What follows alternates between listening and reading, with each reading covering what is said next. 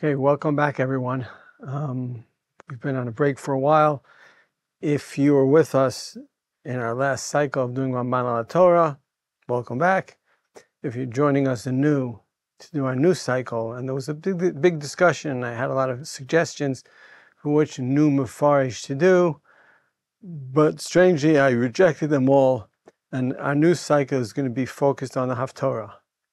And I really think that Haftaras is something that need more focus, right? Especially for people like us in the Dati Lumi world. I met somebody yesterday who said that he met one of his Chayei counterparts who told him it was also to learn Tanakh, right? Who's going to learn Tanakh if not us? So that's part of it. But the second part of it is that recently, many years ago, Rav Moshe wrote a sefer, Moshe Netivei Nevuah, on the Haftaras, which is fantastic. Recently, Rav Meidan published a sefer, Ki Karov Elecha, on the Haftarot. I'm going to use them a lot. They're two of my three Rashi Yeshiva. I'm going to use them a lot. But I'm not going to limit ourselves to these Sfarim. I think we can have our own ideas, and we will have our own ideas about Haftara. But first, an introduction, a general introduction. First personal, then halachic. When I was a little kid, the first shul I went to was a Young Israel, and there was a Kiddush club. The Kiddush club met, and my father went. It met during Haftara.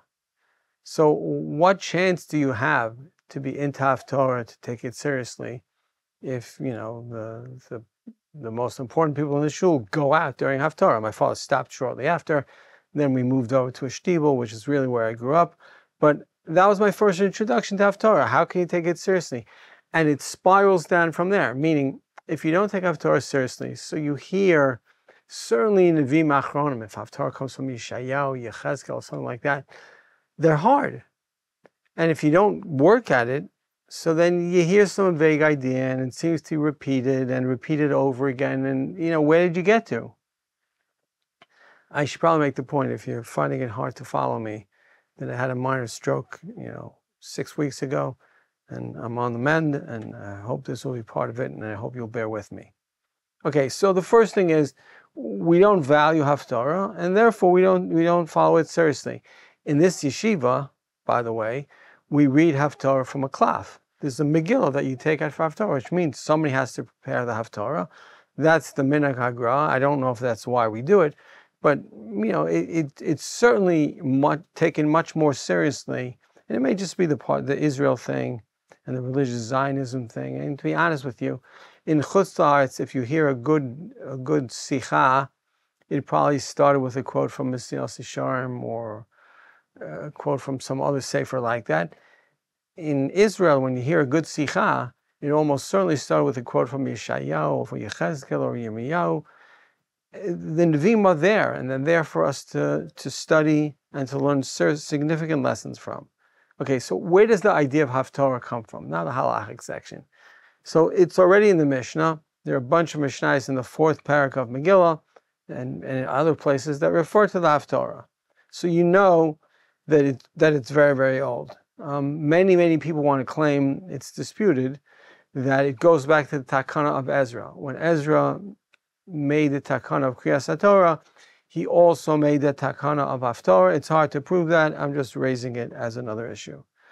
But it could be that the best way to deal with Haftara is by asking the fundamental question of, why do we lane?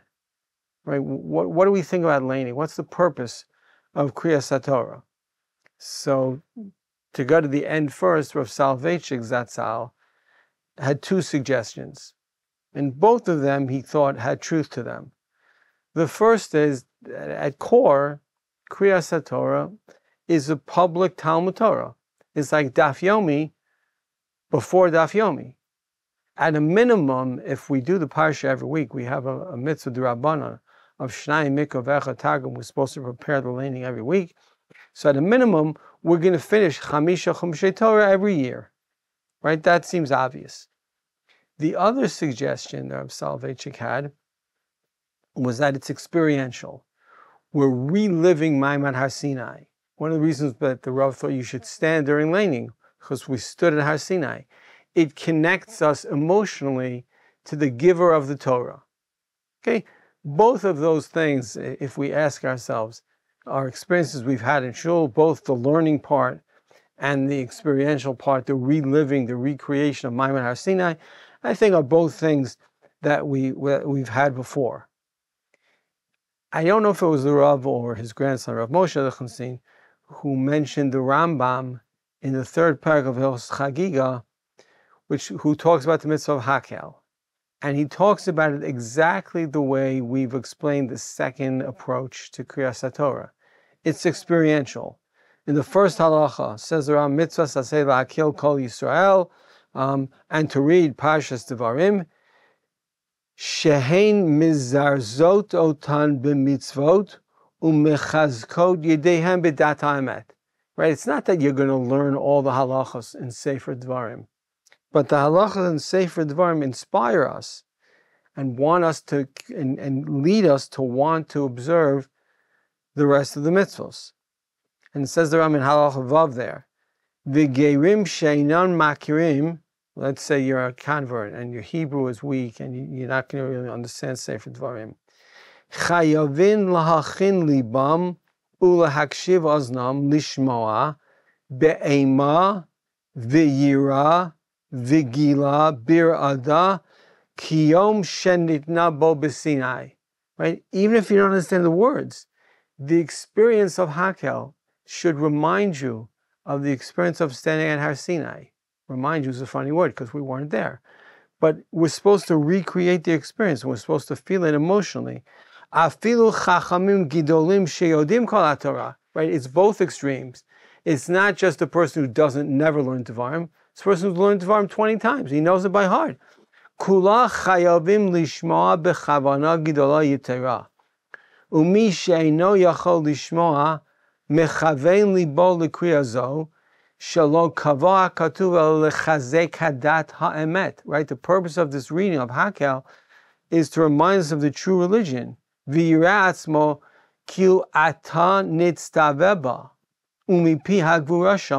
should think to himself that he's hearing the Torah directly from God right now. Yes, the Melech is reading Parshas Hakel, but he's a messenger of God. He's giving us the Torah right now. So Hakel is a model for public readings, including Haftara. And these two approaches that we've suggested, that the Rav suggested, one, Talmud Torah, and two, the reliving the experience of Maimon Har Sinai, maybe they can be seen in what was the machlokes in the two cycles of the Torah. Until the Rambam's time, certainly in the 1200s and beyond, Eretz Yisrael had a triannual cycle of Torah reading. Right? They read the Torah once every 3 years. Now, presumably, if you're reading the Torah once every 3 years, your focus is on the Torah, right? We've all had the experience where you're trying to finish the parsha. It takes a long time, and you're naturally going to get it done for Shabbos. But if it's only a third as long, it would be easy. We would master the information. Every 3 years when we finish the Torah, we would really know it, right? The emphasis then really is on Talmud Torah. However, if the cycle is 1 year, which is obviously how we paskin and what our cycle is, then the idea is, right, it's much more experiential. We're finishing the Torah. It's like we're at Har Sinai. We're inspired by it. Okay, now, if you're doing the 3-year cycle, the idea, and now we're getting back to the Haftarah, the idea that the Haftarah is taking the major theme or themes of the Parsha and refracting it through the words of the Navi is pretty plausible and it makes a lot of sense, right? My purpose is to learn the Parsha. One of the ways to learn the Parsha, to learn the messages of the Parsha, is to see a very similar message described by the Nevi'im. Okay, and that makes a lot of sense. But Rav Moshe Lechansin thinks that it's hard to say that, right? Because Haftoros are much more inyana diyoma than we give them credit for being. Let's take the easiest example. In a regular year, when there's no Shabbos between Yom Kippur and Sukkot, you can go from Shiv Asar B'Tammuz through the rest of Tammuz, through Av, through Elul, through most of Tishrei, 3 months, without doing a single Haftarah based on the Parsha. Right? They're all Me'inyan Diyoma. They relate to Gimel de Puranios, Sheva de Nechemta, plus the right? They're relating to the things that we're going through every day. They're not relating to the Parsha. If you add to that every Rosh Chodesh, every Erev Rosh Chodesh, when we read Machar Chodesh, Chanukah, Daled Parshios, there's a significant number of Haftaros that have nothing to do with the Parsha.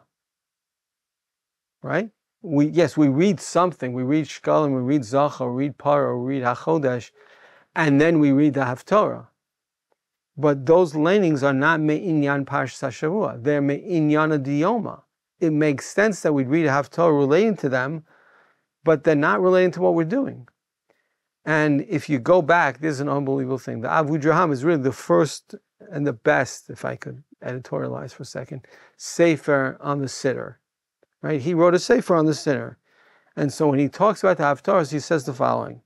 Kasar Rabbeinu Sadya, Shabbos sheyeh bo hesped l'chacham, maftirin parshat galak kavod miYisrael. When there's a funeral, when an important person in the community, a Talmid Chacham, passes away, you read a special Haftarah that Shabbos. How could that be? It would only be that shul or that community. But that's the sense you get. You would respond to it because that's Minyan Diyoma. Go on in that same Avudraham, he tells a story. Ki kisheniftar harambam zal shenichnesu hakahol lebeit hakneset v'karu brachot uklalot. They read a special Torah reading. V'ivtir b'navi Moshe avdi meit. They read a special Haftarah because the Rambam had passed away. Okay, but what about the rest of Klal Yisrael, right? And he tells a story when Rav Shri Gon passed away. They read a special Haftarah. It sounds unbelievable. You go into shul and you decide then what the Haftarah is.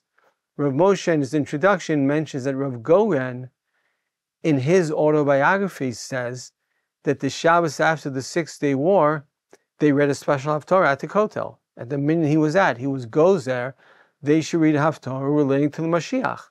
You could see how moving that would be to the people who were there. It's really quite beautiful. It's Me'inyan Diyoma. And if you think that this is some crazy shita, so we don't paskin like, you're right, but not by that much. I mean, if you look in Shulchan Aruch, in the Simon, it's Simon Reish Pehei in Orach Chaim, that deals with the mitzvah of Shnai Mikra, so the Ramah says in Siv Zayin, V'chein, Ein sarich likrot ha'haftarot. Right? You don't have, mitzad adin, you don't have to read the Haftarah as part of Shnai Mikra. Umikal makom nohagu likrot ha'haftarot. But he says the minhag is to read them. That's significant. Right? The Ramah quotes the minhag to read it.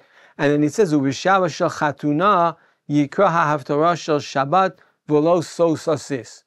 He's rejecting the other minhag. The other minhag was when you came to shul, I don't know if it's the Afra for the Shavuos, but the Shabbos around the wedding, there's a chassan there. You read Sos Asis B'Hashem, right? That deals with chassan and kala, kechatan yechahein peher, right? That was one of the minhagim. We reject that halacha l'maisa. We don't do that. But imagine if you came to shul and there was a chassan, and that's what you read. The idea is that the Haftarah is supposed to remind us of Inyan Diyoma. The Haftarah is supposed to remind us of current events. That's the purpose. Now, when there is nothing, like for example in Sefer Brachos, right, for the most part, we're just going to read the Haftarahs that were chosen because of the theme that matches the Parsha, right? That's option one. It's going to expand on our understanding of the Torah. But we shouldn't limit ourselves to that. There are many people who claim, every part of the Haftarah relates back to the Parsha. My Rosh Yeshiva don't think so. I don't think that makes sense. I think we're allowed to learn the words of the Navi. We're allowed to learn the Haftarah on its own. Yes, we remind ourselves that the reason why it was chosen was because of something that happened in the Parsha. But now that we've reminded ourselves of that, we can learn it and we can find our own Inyane Diyoma. We can find our own messages. We can find our own ideas in the Haftarah that maybe weren't noticed before because Klal Yisrael wasn't in the position that they are now. And with that as an introduction, we only have a few minutes left, but let's spend the rest of our time trying to sort out this week's parsha. This week's Haftara is taken from the very beginning of Hilchos Malachim. A Sefer Malachim, right? Malachim Alf. V'amelch David zaken ba bayamim, v'yechasuhu ba begadim v'lo yicham lo. Okay, the way we'll do this is, I will assume that everybody has a basic understanding of Nach, but nothing beyond that. So the story of David is an easy one, and we all know it from when we're children, and we know why it was chosen, right? The parsha of Chayei Sara is Avram Avinu, not so much focused on Sara, but Avram Avinu preparing Yitzchak to get married, arranging his marriage, preparing his affairs for his ultimate death at the end of the parsha. The Haftara, likewise, is David HaMelekh at the end of his life, preparing things for Shlomo HaMelekh, who's going to take over after him. But that's where the commonalities end. In our parsha, there's not a succession battle. Yes, Abraham has two sons, but he's already sent away Yishmael, and it's clear to everybody. I mean, he's not a king; he's Avraham Avinu, but it's clear to everybody that Yitzchak is going to take over for him.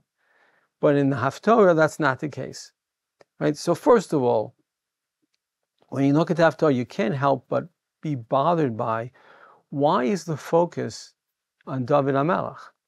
He's about to die. Shouldn't the focus be forward thinking?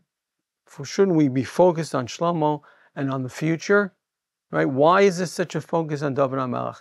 And secondly, and this is something that should bother all of us. Second pasuk, Vayamulu avadav yivakshu la'adoni HaMelekh na'ara bitula va'amda lifnei HaMelekh v'atihi lo sochenet v'shachva b'cheikecha v'cham la'adoni HaMelekh. It's hard to read that pasuk without thinking that the handlers of David HaMelekh, the people who were taking care of him on a day-to-day basis, wanted to give him somebody to have a beautiful woman to have relations with. Maybe, as Rav Meidan suggests, to have a child with. But David doesn't do that. And they find Avishaga Shunamid, and she's beautiful. Va'anara yafa ad ma'od v'atihi HaMelekh sochenet v'tishartehu v'HaMelekh lo yida'a. Whatever the plan was, David HaMelekh did not have relations with her. Now, it could be, maybe the simple reading is David HaMelekh was old and he was incapable of having relations with her, right? But I don't know. I'd like to believe V'Melech Lo Yidah reveals something about David HaMelekh that he did not want to have relations with her. Now, how does it work? So let's go back to the succession question and the focus on David HaMelekh. Every time there's a question of succession in history, in Tanakh, in every place you look, there's the king dies, and then Yechi Adonai Melech, and then there's a new king who's brought in. So there is the past, and there is the future, or there is the present, and as we find here, right? You can contrast that. Maybe the easiest way to contrast it is Abraham prepares succession for Yitzchak. Yitzchak prepares succession for Yaakov. But if you go to the end of Sefer Bereshis, you go to Parshas Vayechi, it's a huge ceremony. Yaakov gathers all his children around him. He has all the nevuos about them. There is no successor. And that's as it should be. Yaakov was the last of the Avot. There isn't one person. You can argue, did Yehuda succeed Yaakov? Did Yosef succeed Yaakov? Did not. But L'maisa, the focus isn't on the future. The focus is on the present. The focus is on Yaakov's passing. Abraham, on the other hand, was the first of the Avot. If Yitzchak didn't succeed Abraham, all would be lost. So the focus has to be on the future. And the question is, what's the focus in our Haftarah? And here you see something very interesting. Who was David HaMelekh? Right? If I ask you, what word would you use to describe the life of David HaMelekh? So the answer would be something like energy, or David HaMelekh was a doer. Every day he got up and there's another war to fight, and he led the troops. He didn't just send to battle, he led the troops. He was very active. He was very energetic. That's how we would think of David HaMelekh. Except there was a whole nother part to him. Right? David HaMelekh is the person who wrote Tehillim. David HaMelekh is the person who wrote Acha sha'alti me'et Hashem ota avakesh shivti b'veit Hashem kol yimei chayei lachazot b'noam Hashem u'vakev heichalo. He was a person who loved HaKadosh Baruch Hu, who loved learning Torah, who loved the closeness to HaKadosh Baruch Hu. It's hard to see those in one person. And perhaps that was a succession battle. Adonijah, who in retrospect was silly for claiming the kingship during David's life, he may have thought that that idea that David HaMelekh brought to the kingship, that level of energy, that level of doing, he would succeed to that. And people would see that that's who he is. Otherwise, why would the Kohen Gadol have followed Adonijah? Why would he have any following? The answer is because he represented that part of David HaMelekh. But he didn't represent the other part. The other part was represented by Shlomo, right? The frum part, the closest to God, the spirituality, that was represented by Shlomo.